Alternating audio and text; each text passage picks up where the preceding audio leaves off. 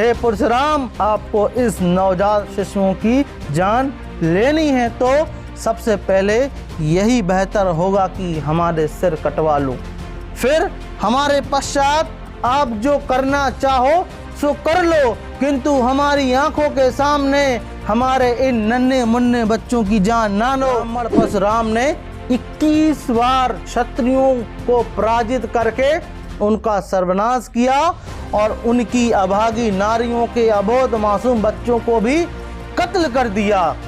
उस ब्राह्मण परशुराम ने क्षत्रियों की अनाथ हुई नारियों से उनके छोटे छोटे 4-4, 5-5 माह के निर्दोष मासूम बच्चों को उनसे जबरदस्ती छीनकर अपने मन में किसी प्रकार की हिचकिचाहट ना रखते हुए बड़ी क्रूरता से उनको मौत के हवाले कर दिया था।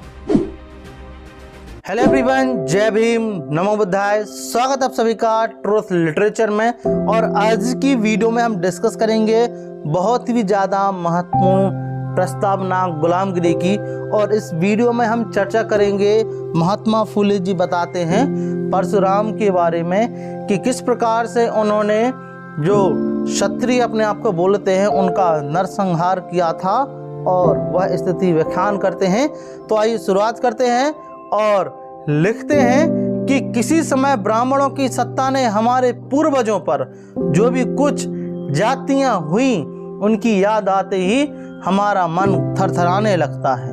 मन में इस तरह के विचार आने शुरू हो जाते हैं कि यदि जिन घटनाओं की याद में भी हमें इतनी पीड़ादायी है तो जिन्होंने उन अत्याचारों को सहा है उनके मन में उस समय की स्थिति किस प्रकार की रही होगी, यह तो वे जान ही सकते हैं। इसकी अच्छी मिसाल हमारे ब्राह्मण भाइयों के धर्म शास्त्रों में ही मिलती है। वह यह है कि इस देश के मूल निवासी क्षत्रिय लोगों के साथ ब्राह्मण पुरोहित वर्ग के मुखिया परशुराम जैसे व्यक्ति ने कितनी क्रूरता बरती है, इसकी इस ग्रंथ में बताने का प्रयास किया गया है। फिर भी उसकी क्रूरता के बारे में इतना ही समझ में आया कि उस परशुराम ने कई क्षत्रियों को मौत के घाट उतार दिया था और उस ब्राह्मण परशुराम ने क्षत्रियों की अनाथ हुई नारियों से उनके छोटे छोटे 4-4, 5-5 माह के निर्दोष मासूम बच्चों को उनसे जबरदस्ती छीनकर अपने मन में किसी प्रकार की हिचकिचाहट ना रखते हुए बड़ी क्रूरता से उनको मौत के हवाले कर दिया था। यह उस ब्राह्मण परशुराम का कितना जघन्य अपराध था। महात्मा फुले जी बोलते हैं यह उस ब्राह्मण परशुराम का कितना जघन्य अपराध था।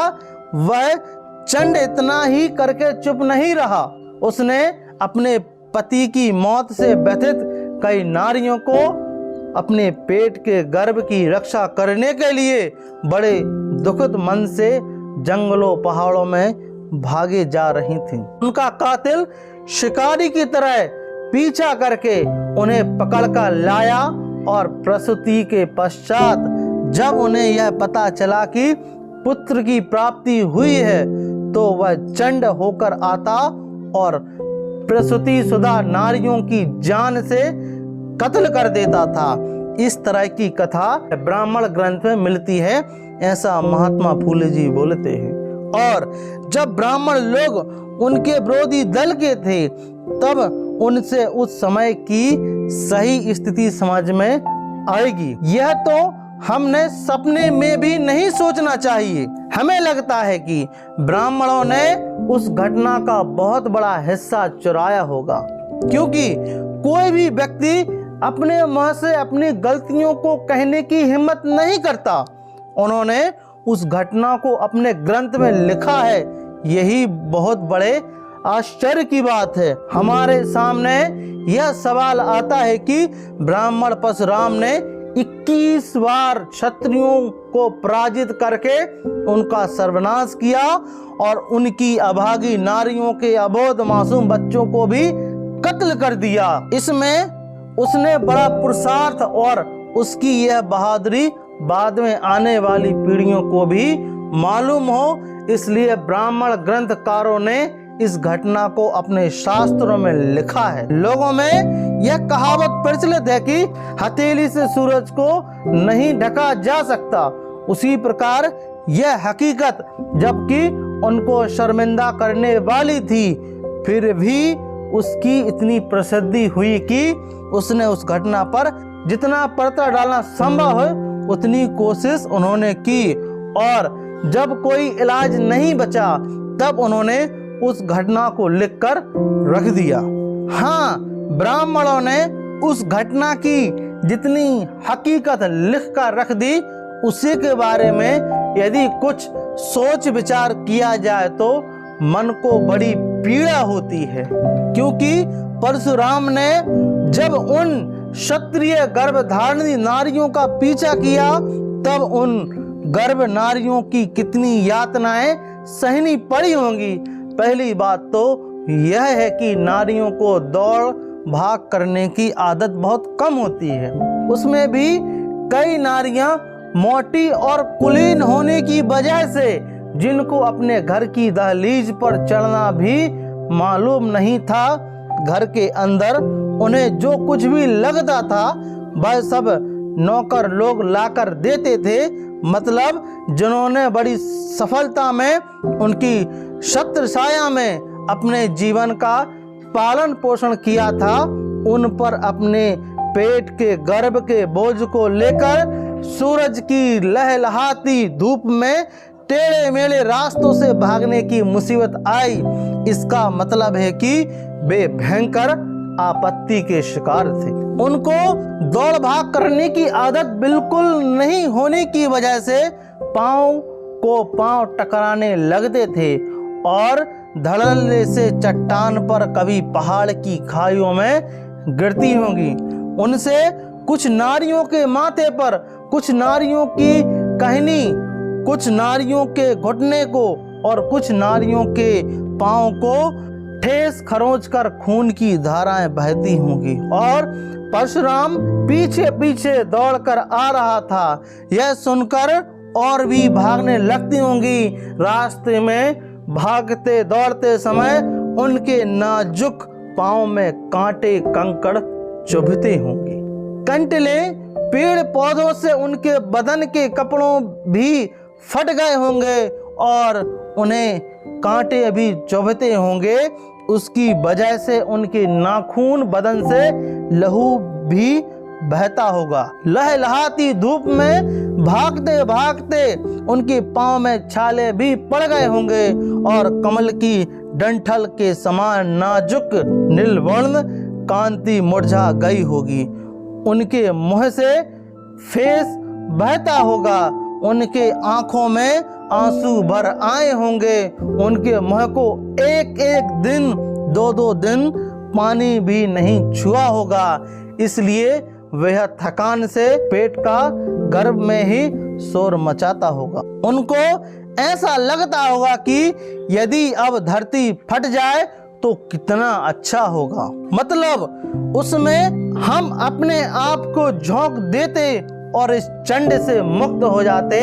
ऐसी स्थिति में उन्होंने आंखें फाड़ फाड़ कर भगवान की प्रार्थनाएं निश्चित रूप से की होंगी कि भगवान तूने हम पर इतना क्या स्थिति ढाई है, हम स्वयं बलहीन हैं, इसलिए हमको अबला कहा जाता है। हमें हमारे पतियों का जो कुछ बल प्राप्त था वह भी इस चंड ने छीन लिया है। यह सब आपको मालूम होने पर भी तू बुजदिल होकर कायर की तरह हमारी कितनी इम्तिहान ले रहा है। जिसने हमारे शौहर को जान से मार डाला और हम अबलाओं पर हथियार उठाए हुए और इसी में जो अपना पुरुषार्थ समझता है, ऐसे चंड के अपराधियों को देखकर तू समर्थ होने पर भी मुंह में उंगली दबाए पत्थर जैसा बहरा अंधा क्यों बैठ जाता है। इस तरह नारियां बेसहारा होकर किसी के सहारे की तलाश मुंह किए ईश्वर की याचना कर रही थी। उस समय चंड परशुराम वहां पहुंचकर क्या उसने उन अबलाओं को नहीं भगाया होगा? फिर तो उनके यातनाओं को कोई सीमा ही नहीं रही होगी। उनमें से कुछ नारियां ने बेहिसाब चिल्ला चिल्ला कर, चीख चीख कर क्या अपनी जान नहीं गंवाई होगी? और शेष नारियों ने बड़ी विनम्रता से उस चंड परशुराम से क्या दया की भीख नहीं मांगी होगी कि हे परशुराम, हम आपसे इतनी ही दया की भीख मांगना चाहते हैं कि हमारे गर्भ से पैदा होने वाला अनाथ बच्चा की जान बख्शो। हम सभी आपके सामने इसी के लिए अपना आंचल पसार रहे हैं। आप हम पर इतनी ही दया करो। अगर आप चाहते हो तो हमारी जान भी ले सकते हो, लेकिन हमारे इन मासूम बच्चों की जान न लो। आपने हमारे शौहर को बड़ी बेरहमी से मौत के घाट उतार दिया है, इसलिए हमें बेसमय बेधव्य प्राप्त हुआ है और अब हम सभी प्रकार के सुखों से कोसों दूर चले गए हैं। अब हमें आगे बाल बच्चे होने की कोई उम्मीद नहीं रही। अब हमारा सारा ध्यान इन बच्चों की ओर लगा हुआ है। अब हमें इतनी ही सुख चाहिए। हमारे सुख की आशा रूप हमारे ये जो मासूम बच्चे हैं, उनको भी जान से मारकर आप हमें क्यों तड़फते देखना चाहते हो? हम आपसे इतनी ही भीख मांगना चाहते हैं। वैसे तो हम आपके धर्म ही की संतान हैं। किसी भी तरह से क्यों ना हो, आप हम पर रहम कीजिए। इतने करुणापूर्ण भावपूर्ण शब्दों में उस चंड परशुराम का दिल कुछ ना कुछ तो पिघल जाना चाहिए था, लेकिन आखिर पत्थर पत्थर ही साबित हुआ। वह उन्होंने प्रसूत हुए देखकर उनसे उनके नवजात शिशु छीनने लगा। तब उन नवजात शिशुओं की रक्षा के लिए वह उन पर औंधी गिर पड़ी होगी और गर्दन उठाकर वह कह रही होगी कि हे परशुराम, आपको इस नवजात शिशुओं की जान लेनी है तो सबसे पहले यही बेहतर होगा कि हमारे सिर कटवा लो। फिर हमारे पश्चात आप जो करना चाहो सो कर लो, किंतु हमारी आंखों के सामने हमारे इन नन्हे मुन्ने बच्चों की जान ना लो। लेकिन कहते हैं कुत्ते की दुम टेढ़ी की टेढ़ी ही रहती है। उसने हमारी कुछ ना सुनी। यह कितनी नीचता है। उन नारियों की गोद में खेल रहे उन नवजात शिशुओं को जबरदस्ती छीन लिया गया। तब उन्हें जो यातनाएं हुई होंगी, जो मानसिक पीड़ाएं हुई होंगी, उसकी उस स्थिति को शब्दों में व्यक्त करने के लिए हमारे हाथ की कलम भी थरथराने लगती है। खैर, उस जल्लाद ने उन नवजात शिशुओं की जान उनकी माताओं की आंखों के सामने ली होगी।